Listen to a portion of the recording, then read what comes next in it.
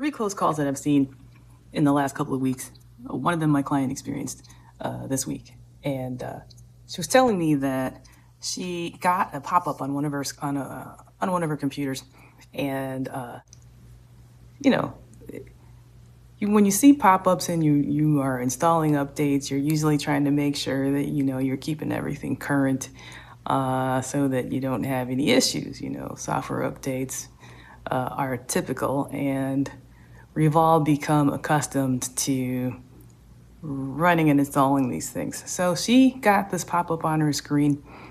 She had been seeing a series of them like repeatedly, didn't really think anything of it, and after clicking this one particular pop-up, a different pop-up that she hadn't seen before appeared, and it was an alert saying that she should call this phone number for some additional support.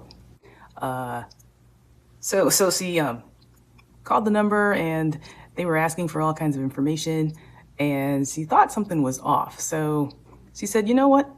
I've got another phone call. Let me call you back," which is, I think, really good thinking on her part. So she hung up and she gave me a call right away, and she told me that they were asking her a lot of personal information, personal details, what's your name, what's your address, what's your phone number, what's your birth date, what's your social security number, all the stuff that are red flags, particularly for a service or like a group that you've never spoken to before.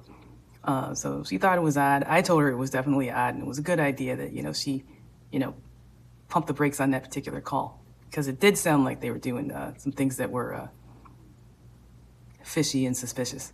So we ran some scans on her machine, and we did find something that was malicious that we were able to remove from her system. But my point is that, she did pause. And because she paused and really analyzed and thought about the kinds of questions and the kinds of information that they were trying to get from her, it saved her from, probably a situation where I think things could have been a lot worse, especially for the call center that, she had got in touch with. That was very likely like a fake call center. These things definitely happen. So I wanted to point that out.